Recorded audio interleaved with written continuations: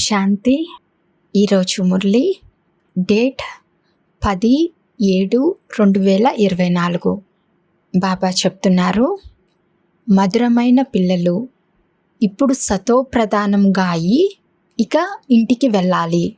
అందుకే స్వయాన్ని ఆత్మగా భావిస్తూ నిరంతరం తండ్రిని స్మృతి చేసే అభ్యాసం చేయండి. ఉన్నతి గురించి సదా శ్రద్ధ పెట్టండి. ప్రశ్న: చదువులో రోజురోజుకు ముందుకు వెళ్తున్నామా లేక వెనక్కి వెళ్తున్నామా అన్న దానికి గుర్తు ఏమిటి? జవాబు: చదువులో ఒకవేళ ముందుకు వెళ్ళినట్లయితే తేలికదనం అనుభవం అవుతుంది. వారి బుద్ధిలో ఈ శరీరం అశుద్ధమైనది, దీనిని వదలాలి, మేమైతే ఇప్పుడిక ఇంటికి వెళ్ళాలి అని ఉంటుంది. వారు దైవీ గుణాలను ధారణ చేస్తూ ఉంటారు. ఒకవేళ వెనక్కి వెళ్తూ ఉన్నట్లయితే నడవడిక ద్వారా అసురీ గుణాలు కనిపిస్తాయి.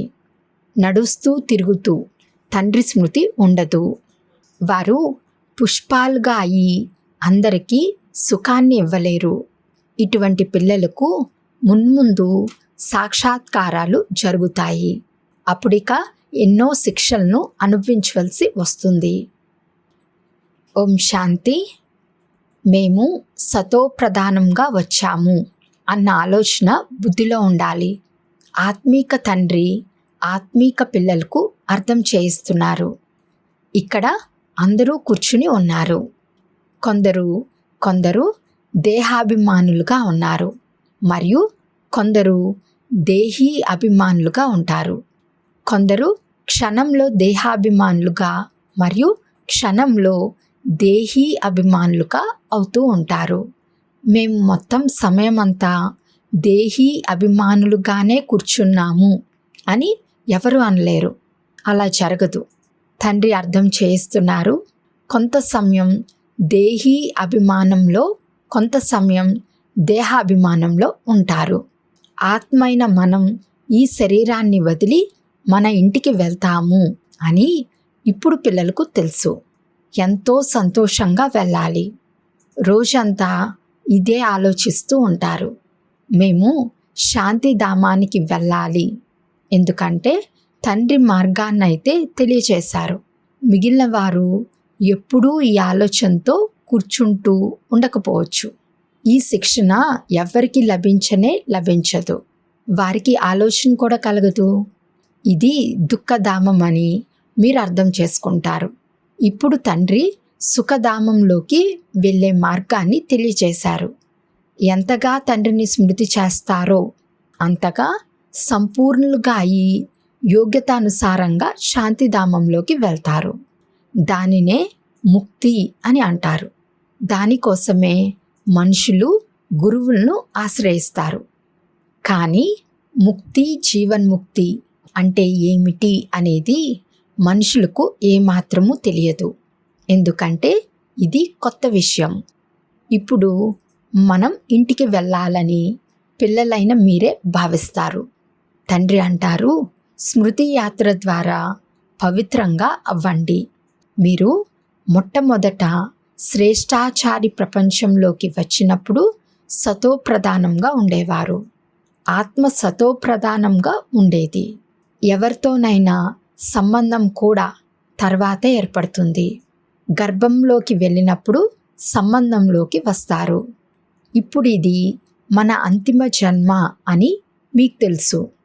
మనం ఇప్పుడిక తిరిగి ఇంటికి వెళ్ళాలి. పవిత్రంగా అవ్వకుండా మనం అక్కడకు వెళ్ళలేము. ఈ విధంగా లోపల మాట్లాడుకుంటూ ఉండాలి.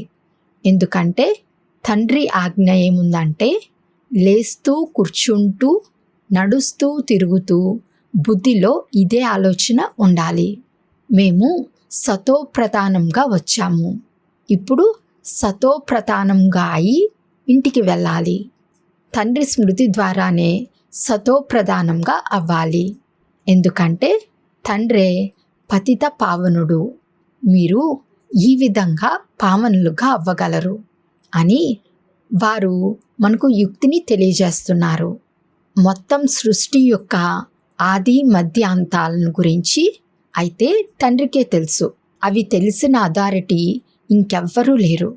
తండ్రే మనుష్య సృష్టికి బీజరూపుడు. భక్తి ఎంతవరకు కొనసాగుతుంది అనేది కూడా తండ్రి అర్థం చేయించారు. ఇంత సమయం జ్ఞాన మార్గము, ఇంత సమయం భక్తి. ఈ జ్ఞానం అంతా లోపల మెదులుతూ ఉండాలి. ఏ విధంగా తండ్రి ఆత్మలో జ్ఞానం ఉందో అలాగే మీ ఆత్మలో కూడా జ్ఞానం ఉంది. శరీరం ద్వారా వింటారు మరియు వినిపిస్తారు. శరీరం లేకుండానైతే ఆత్మ మాట్లాడలేదు. ఇందులో ప్రేరణ లేక ఆకాశవాణి యొక్క విషమేదీ ఉండదు. భగవాను వాచ ఉంది. కావున తప్పకుండా నోరు కావాలి, రథం కావాలి. గాడిద గుర్రం యొక్క రథములు అవసరం లేదు. కలియుగం ఇప్పుడిక 40 సంవత్సరాలు కొనసాగునున్నది అని మీరు కూడా ఇంతకుముందు భావించేవారు.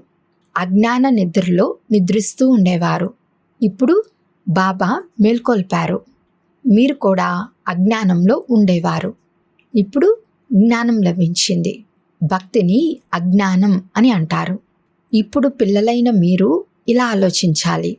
మేము మా ఉన్నతిని ఎలా చేసుకోవాలి? ఉన్నత పదవిని ఎలా పొందాలి? మన ఇంటికి వెళ్ళి మళ్ళీ కొత్త రాజధానిలోకి వచ్చి ఉన్నత పదవిని పొందాలి. దానికోసమే స్మృతి యాత్ర ఉంది. స్వయాన్ని ఆత్మగా తప్పకుండా భావించాలి. ఆత్మలైన మనమందరి తండ్రి పరమాత్మ. ఇది చాలా సహజమైన విషయం. కానీ మనుషులు ఈ మాత్రం విషయాన్ని కూడా అర్థం చేసుకోరు. ఇది రావణ రాజ్యమని, కావుననే తమ బుద్ధి భ్రష్టాచారిగా అయిపోయిందని మీరు అర్థం చేయించగలరు. ఎవరైతే వికారాలలోకి వెళ్ళరో వారు పావనులు అని మనుషులు భావిస్తారు. ఉదాహరణకు సన్యాసులు ఉన్నారు కదా, తండ్రి అంటారు వారైతే అల్పకాలికంగానే పావనులుగా అవుతారు. కానీ ప్రపంచమైతే పతితంగానే ఉంది కదా. సత్యుగమే పావన ప్రపంచం. పతిత ప్రపంచంలో సత్యుగంలో ఉన్నట్లు పావనమైన వారు ఎవ్వరూ ఉండరు. అక్కడైతే రావణ రాజ్యమే ఉండదు, వికారాల విషయమే ఉండదు. కావున అటూ ఇటూ తిరుగుతూ బుద్ధిలో ఈ చింతన ఉండాలి. బాబాలో ఈ జ్ఞానం ఉంది కదా, వారు జ్ఞానసాగరుడు. కావున తప్పకుండా జ్ఞానం మెదులుతూ ఉంటుంది. మీరు కూడా జ్ఞానసాగరుడి నుండి వెలువడిన నదులే. వారు సదా సాగరుడిగానే ఉంటారు. మీరు అలా సదా సాగరునిలా ఉండరు. మేమందరము పరస్పరం సోదరులము అని పిల్లలైన మీరు భావిస్తారు. పిల్లలైన మీరు చదువుకుంటారు. వాస్తవానికి నదులు మొదలైన వాటి విషమేది లేదు. నది అని అనడంతో గంగా, యమున మొదలైనవి అన్నీ అనుకుంటారు. మీరిప్పుడు అనంతంలో ఉన్నారు. ఆత్మలమైన మనమందరము ఒక్క తండ్రి పిల్లలము, సోదరులము. ఇప్పుడు మనం తిరిగి ఇంటికి వెళ్ళాలి. ఎక్కడి నుండైతే వచ్చి ఈ శరీరం రూపీ ఆసనంపై విరాజమానం అవుతామో అక్కడకు వెళ్ళాలి. ఆత్మ చాలా చిన్నది. సాక్షాత్కారమైన అర్థం చేసుకోలేరు. ఆత్మ శరీరం నుండి బయటకు వచ్చినప్పుడు ఒక్కసారి నుదుటి నుండి వెళ్ళిపోయిందని, లేక కళ్ళ నుండి వెళ్ళిపోయిందని, లేక నోటి నుండి వెళ్ళిపోయిందని అంటూ ఉంటారు. నోరు తెరుచుకుంటుంది కదా. ఆత్మ శరీరాన్ని వదిలి వెళ్ళినప్పుడు శరీరం జడమైపోతుంది. ఇది జ్ఞానము. విద్యార్థుల బుద్ధిలో రోజంతా చదివే ఉంటుంది. మీలో కూడా రోజంతా చదువు యొక్క ఆలోచనలే నడవాలి. మంచి మంచి విద్యార్థుల చేతిలో ఎల్లప్పుడూ ఏదో ఒక పుస్తకం ఉంటుంది, చదువుతూ ఉంటారు. తండ్రి అంటారు, ఇది మీ అంతిమ జన్మ. మొత్తం చక్రమంతా చుట్టి వచ్చి అంతిమంలోకి వచ్చారు. కావున బుద్ధిలో ఇదే స్మరణ ఉండాలి. ధారణ చేసి ఇతరులకు అర్థం చేయించాలి. కొందరికైతే ధారణయే జరగదు. స్కూల్లో కూడా విద్యార్థులు నెంబర్ వారుగా ఉంటారు. సబ్జెక్టులు కూడా ఎన్నో ఉంటాయి. ఇక్కడైతే ఒక్కటే సబ్జెక్ట్ ఉంది, దేవతగా అవ్వాలి. చదువు యొక్క ఈ చింతనయే కొనసాగుతూ ఉండాలి. చదువును మర్చిపోయి వేరే వేరే ఆలోచనలు నడుస్తూ ఉండటం కాదు. వ్యాపారస్తులు ఎవరైనా ఉంటే వారు తమ వ్యాపార ఆలోచనలే నిమగ్నమై ఉంటారు. విద్యార్థి తన చదువులోనే నిమగ్నమై ఉంటాడు. అలాగే పిల్లలైన మీరు కూడా మీ చదువులోనే ఉండాలి. అంతర్జాతీయ యోగ సదస్సు పేరుతో నిన్న ఒక ఆహ్వానం వచ్చింది. మీరు వారికి ఇలా రాయవచ్చు: మీరు చేసేది హఠయోగం. దాని లక్ష్యం, ఉద్దేశం ఏమిటి? దానివల్ల కలిగే లాభాలేమిటి? మేమైతే రాజయోగాన్ని నేర్చుకుంటున్నాము. జ్ఞానసాగరుడు, రచయిత అయిన పరంపిత పరమాత్మ మాకు తన మరియు రచన యొక్క జ్ఞానాన్ని వినిపిస్తున్నారు. ఇప్పుడు మేము ఇక తిరిగి ఇంటికి వెళ్ళాలి. మన్మనా భవ, ఇది మా మంత్రం. మేము తండ్రిని మరియు తండ్రి ద్వారా ఏ వారసత్వం అయితే లభిస్తోందో దాన్ని స్మృతి చేస్తూ ఉంటాము. మీరు ఈ హఠయోగాలు మొదలైనవి చేస్తూ వచ్చారు. వాటి లక్ష్యం, ఉద్దేశము ఏమిటి? మేము ఇది నేర్చుకుంటున్నాము అని మా విషయం అయితే మేము చెప్పాము. మరి మీ ఈ హఠయోగం ద్వారా ఏమి లభిస్తుంది? వారు పంపించిన ఆహ్వానానికి ఈ విధంగా క్లుప్తంగా జవాబు రాయాలి. ఇటువంటి ఆహ్వానాలు మీ వద్దకు ఎన్నో వస్తాయి. అఖిల భారత ధార్మిక సదస్సు వారి నుండి మీకు ఆహ్వానం వచ్చింది. మీ లక్ష్యం, ఉద్దేశం ఏమిటి అని వారు మిమ్మల్ని అడిగారు.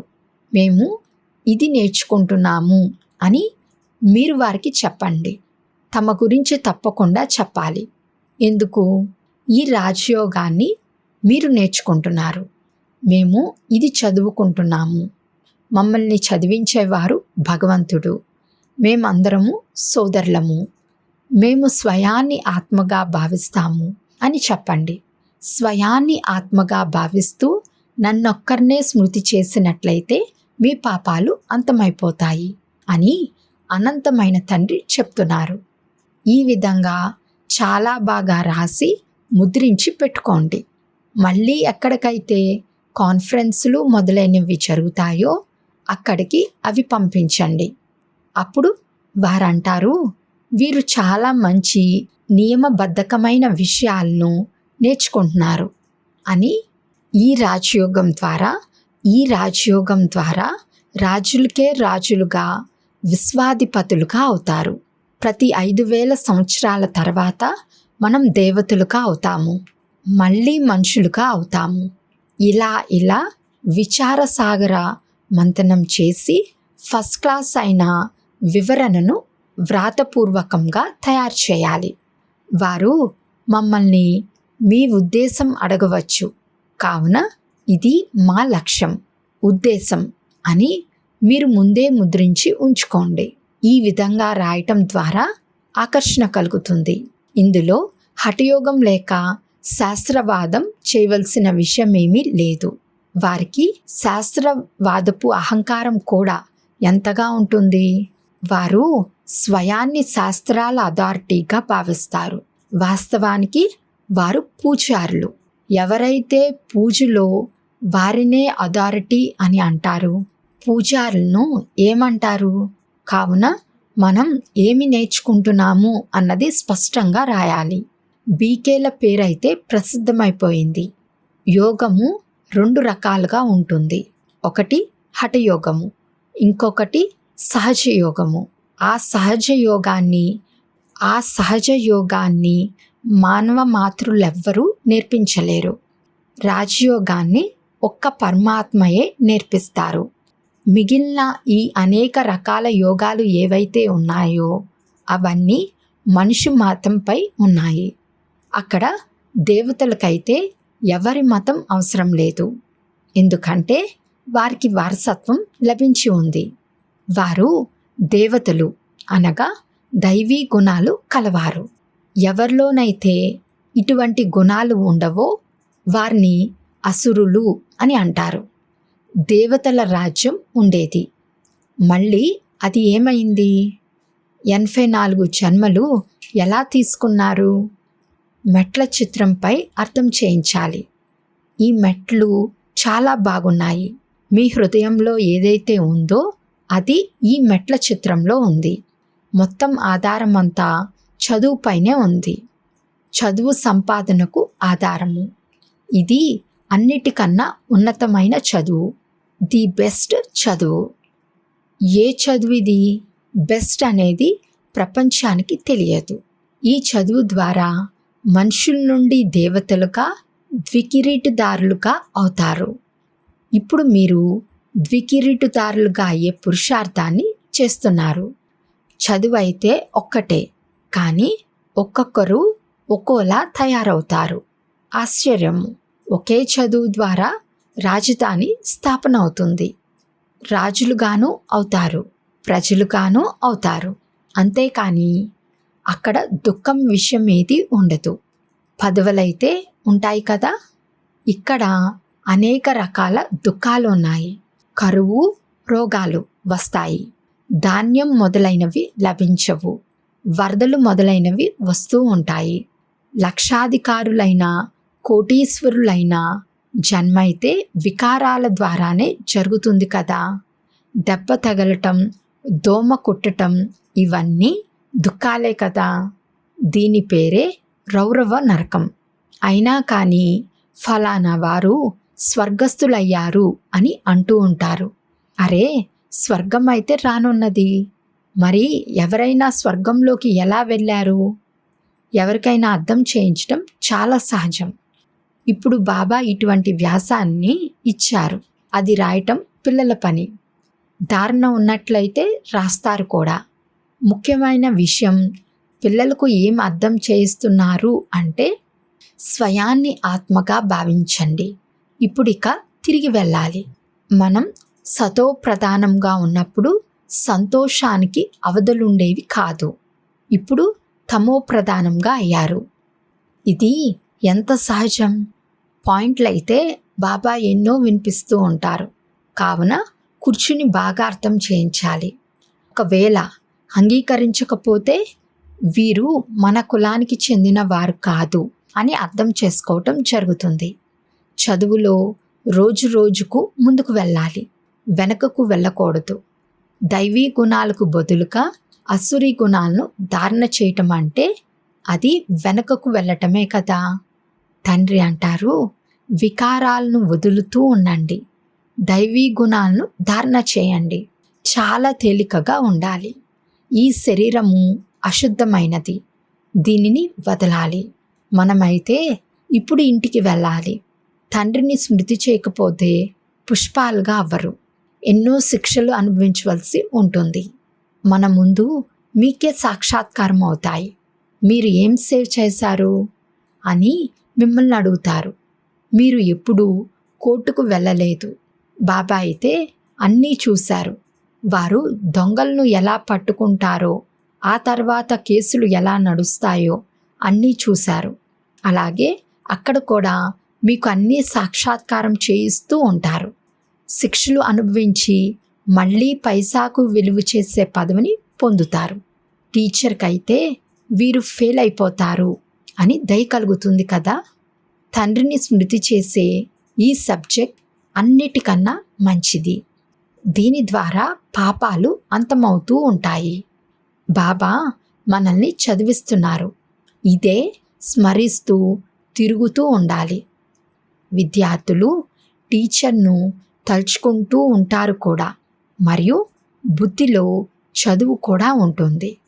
టీచర్తో యోగం అయితే తప్పకుండా ఉంటుంది కదా. సోదరులమైన మనందరికీ టీచర్ ఒక్కరేనని, వారే సుప్రీం టీచర్ అని బుద్ధిలో ఉండాలి. మున్ముందు అనేకులకు తెలుస్తుంది. ఓహో ప్రభు, నీ లీల అని మహిమ చేస్తూ మన్నిస్తారు. కానీ ఏం పొందలేకపోతారు. దేహాభిమానంలోకి రావటం వల్లనే తప్పుడు కర్మలు చేస్తారు. దేహీ అభిమానులుగా ఉన్నట్లయితే మంచి కర్మలు చేస్తారు. తండ్రి అంటారు, ఇప్పుడు ఇది మీ వానప్రస్థ అవస్థ. ఇక తిరిగి వెళ్ళవలసిందే. లెక్కాచారాలన్నిటినీ తీర్చుకుని అందరూ తిరిగి వెళ్ళవలసిందే. ఇష్టం ఉన్నా లేకపోయినా తప్పకుండా వెళ్ళవలసిందే. ప్రపంచం ఎంతో ఖాళీ అయిపోయే రోజు కూడా ఒకటి వస్తుంది. ఆ సమయంలో కేవలం భారతీయే ఉంటుంది. అర్ధకల్పం కేవలం భారతీయే ఉంటుంది. మరి ప్రపంచం ఎంత ఖాళీగా ఉంటుంది? ఇటువంటి ఆలోచన మీ బుద్ధిలో తప్ప ఇంకెవ్వరి బుద్ధిలోనూ ఉండదు. అప్పుడిక మీ శత్రువు కూడా ఎవ్వరూ ఉండరు. శత్రువులు ఎందుకు వస్తారు? ధనం వెనుకే శత్రువులు ఉంటారు. భారత్లోకి ఇంతమంది ముసల్మాన్లు, ఆంగ్లేయులు ఎందుకు వచ్చారు? ధనాన్ని చూశారు. ధనం ఎంతగానో ఉండేది. ఇప్పుడది లేదు. కావున ఇప్పుడు ఇంకెవ్వరూ లేరు. ధనం తీసుకొని ఖాళీ చేసి వెళ్ళారు. మనుషులకి ఇది తెలియదు. బాబా అంటారు, ధనాన్నైతే మీరు డ్రామానుసారంగా మీకు మీరే సమాప్తం చేసేశారు. మేము అనంతమైన తండ్రి వద్దకు వచ్చాము అని మీకు నిశ్చయం ఉంది. ఇది ఈశ్వర్య పరివారం అన్న ఆలోచన కూడా ఎప్పుడూ ఎవరికీ ఉండదు. అచ్చా, మధురాతి మధురమైన సికిలదే పిల్లలకు మాతాపిత బాప్దాదాల ప్రియ స్మృతులు మరియు గుడ్ మార్నింగ్. ఆత్మీక పిల్లలకు ఆత్మీక తండ్రి నమస్తే. ఆత్మీక తండ్రికి ఆత్మీక పిల్లల యొక్క ప్రియ స్మృతులు మరియు నమస్తే నమస్తే నమస్తే. ధారణ కొరకు ముఖ్య సారము. ఫస్ట్ పాయింట్, నడుస్తూ తిరుగుతూ బుద్ధిలో చదువు గురించి చింతన చేయాలి. ఏ కార్యం చేస్తున్నా సరే బుద్ధిలో సదా జ్ఞానం మెదులుతూ ఉండాలి. ఇది ది బెస్ట్ చదువు. దీనిని చదువుకుని డబల్ కిరీటదారులుగా అవ్వాలి. సెకండ్ పాయింట్, ఆత్మలమైన మనము సోదరులము అన్న అభ్యాసం చేయాలి. దేహాభిమానంలోకి రావటం వలన తప్పుడు కర్మలు జరుగుతాయి. అందుకే ఎంత వీలైతే అంత దేహీ అభిమానులుగా ఉండాలి. వరదానము, సత్యత శక్తి ద్వారా సదా సంతోషంలో నాట్యం చేసే శక్తిశాలి మహాన్ ఆత్మా భవ. సత్యమున్న చోట మనస్సు ఆనందంతో నాట్యం చేస్తుంది అని అంటారు. సత్యమైన వారు అనగా సత్యతా శక్తి కలవారు. సదా నాట్యం చేస్తూ ఉంటారు. ఎప్పుడూ ముడుచుకుపోరు. చికాకులోకి రారు. భయపడరు. బలహీనులుగా అవ్వరు.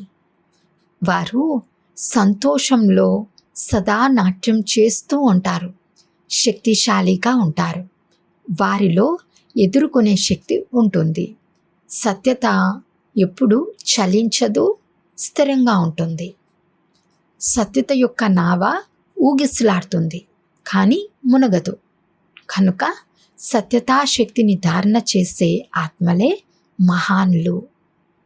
స్లోగన్, బిజీగా ఉన్న మనసు బుద్ధిని క్షణంలో స్టాప్ చేయటమే సర్వశ్రేష్టమైన అభ్యాసము.